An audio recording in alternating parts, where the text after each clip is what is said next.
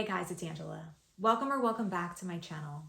Today's video, we're going to be talking about if these 5 very hyped fragrances and brands are even worth it. We've got Jo Malone, Amouage, Creed, and Carolina Herrera. If you're interested, keep on watching.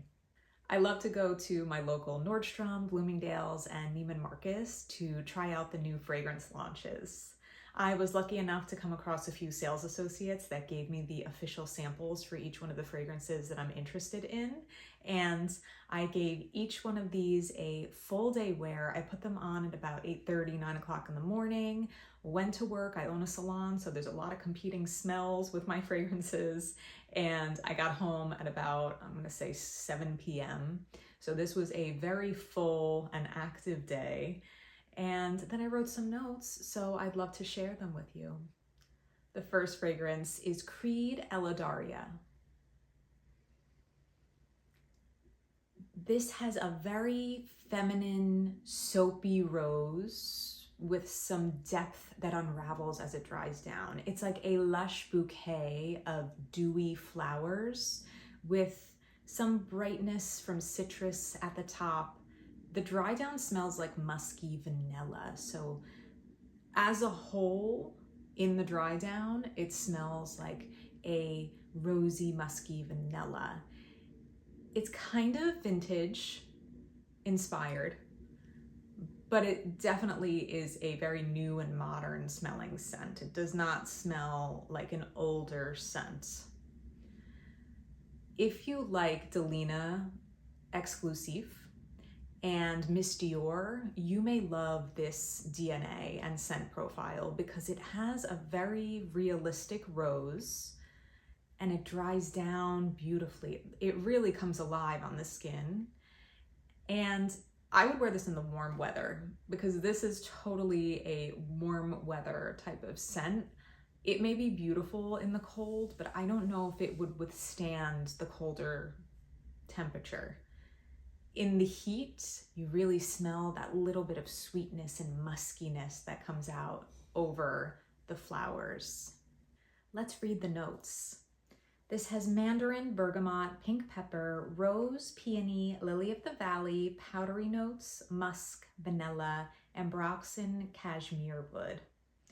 I find this to be long wearing with a moderate to strong projection. And that is Creed Elodaria. The second fragrance is Amouage Guidance. Now we all know that this has been a crazy, ridiculously hyped fragrance. It's a very love or hate from people I've spoken to about it. And my thoughts are that this is a very chaotic scent. It has this creamy pear that dries into like a hazelnut incense. It's a bizarre mix of like salty and very little sweet. It almost has like a carnal smell to it, like a sexual smell. But to me and my nose, it comes off as BO. So I don't know. It's not really my thing. I don't want to spray something that smells like that on me. It has a feminine and medicinal type of pencil shaving smell. It almost smells like spoiled milk. I'm not giving this a good review, am I? It really just didn't do it for me. This is not my cup of tea. And I really wanted to understand it. That's why I'm still like giving it a chance on the strip. But I know that at the price point, there is no way that I would purchase something that I feel this repulsed by. It's very rare that I use words like that because I can always change my mind on things. I will not change my mind on this. The skin scent BO smell overpowers everything. And if you've seen my other videos, Pear just is not my friend. It gives me a headache. So yeah, this was not a hit for me. Let me read the notes to you. This says pear, frankincense, hazelnut, saffron, rose, jasmine sambac, osmanthus, sandalwood, akigala wood, ambergris, and vanilla. This was long wearing with a very strong projection. It's a hard pass for me. And that is Amouage Guidance. The third fragrance is Jo Malone English Pear and Sweet Pea Cologne. Now, this specific fragrance is not super hyped, but Jo Malone is a big love for a lot of people. I've tried a bunch of their fragrances, but none of them really stuck for me to be one that I wanted to purchase a full bottle of. And it may just be me and the brand, or it may be that I haven't found the right scent from them. So I am still willing to try it out. The fourth one is actually Jo Malone as well, so I'm excited to try both.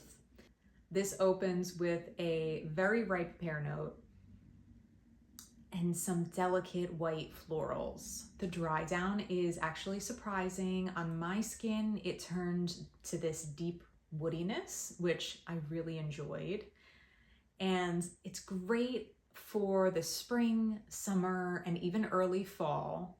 Jo Malone scents tend to be very literal, so whatever the name of them is, it's very true to what it smells like, and this is no different. As I said before, I don't love pear notes, but because this is a very ripe, realistic pear, it's very different. Something about sharp pear notes that have that heavy chemical smell. I mean, listen, this is fragrance. Everything is heavy and chemical and synthetic, but at least this didn't bother me or give me a headache, so I'll go with it. I would say this lasted 4 to 5 hours with a moderate to soft projection. Let me read the notes to you. This has pear, freesia, and patchouli. This is another Jo Malone that I really liked, and that is English Pear and Sweet Pea Cologne.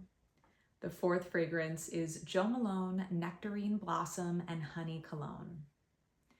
This is a very luscious and juicy peach with a velvety softness.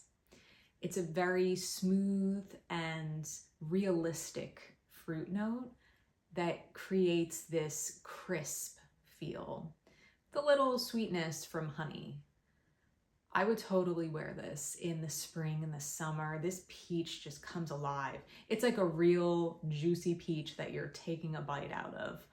I love this. This lasted about 4 to 5 hours as well with a moderate to intimate projection. Let's read the notes. I just have written down honey and peach, but realistically that's all that needs to be said because it just smells like you're biting into a juicy peach with honey drizzled on top. This is a spring and summer staple. And that is Jo Malone Nectarine Blossom and Honey Cologne. The fifth fragrance is Carolina Herrera Good Girl Blush. This is a fresh floral with powdery notes. When it dried down on me, it had a musky type of dry down. There's something in this and all of the Good Girls that have a little bit of a plasticky scent to my nose. I don't know what that is. It doesn't last the whole time, but when you initially spray it, it kind of smells like plastic. It's a classic generic type of designer scent. You can wear this at any age. It's mass appealing. I'm sure people will love it. It's great for spring and summer. It does have this underlying fruitiness in there. Let's read the notes. This has bergamot, mandarin, peony, ylang ylang, and vanilla. Yeah, pretty simple. It was long wearing with a moderate to intimate projection, and that is Carolina Herrera Good Girl Blush. All right, guys, before we talk about if any of these fragrances are truly worth the hype, let's address the elephant in the room and talk about the fact that good, high quality fragrances are crazy expensive. So my suggestion to you is if any of these excite you or you think that you'd be interested in them, go to your local store that has it and try it out. My rule is that if I go through my decant or my sample and I just can't stop thinking about it, then I consider buying a bottle. Otherwise, I'll just live with the sample, and then when I'm done, I'm done. Now on with the show. Are any of these 5 fragrances truly worth the hype? Creed Elodaria, yeah. I actually really love this scent. It's high quality, super well blended. As someone who does not love rose, this is a beautiful, modern twist on a very classic type of fragrance. So is it worth the hype? Yeah, I think so. Now for Amouage Guidance. I am sure there are people out there that find this to smell beautiful and luxurious, and it might smell great on them. I am not one of those people. The BO carnal skin scent thing for me, I get it, but it didn't work on me. This is a little bit of a disappointment in the price points and the hype with a fragrance that's kind of a mess. It's like choppy and doesn't smell super well blended. So is Amouage Guidance worth the hype? Not for me, but if anything that I said sounds intriguing to you, try it out and let me know. On to the 2 Jo Malone fragrances. English Pear and Freesia will do first. Do I think it's worth the hype? I think it's a super nice fragrance. I just personally want it for like a room spray. I feel like I would love my bedding and my bathroom to smell luxurious like this. So is it worth the hype as a fragrance for me to wear? No. But Nectarine, Blossom, and Honey, yeah, I think that this one is worth the hype if you love the smell of peach and you live in a climate where you can wear this in the spring and summer and it gets nice and warm outside. I can imagine this creating a nice bubble around you in the sun. And finally, Carolina Herrera Good Girl Blush. Do I think this is worth the hype? For me personally, no, because I'm not really into feminine designer scents. But if you are, I think you'd love this. This is the most similar to the original Good Girl. So if that is your thing, I think you're gonna have no problem falling in love with this. Do you guys have any of these fragrances, or are you interested in trying them after this video? Let me know in the comments below. Thanks for watching. I hope you enjoyed. If you did, give this video a big thumbs up and subscribe. I'll see you in my next one. Bye.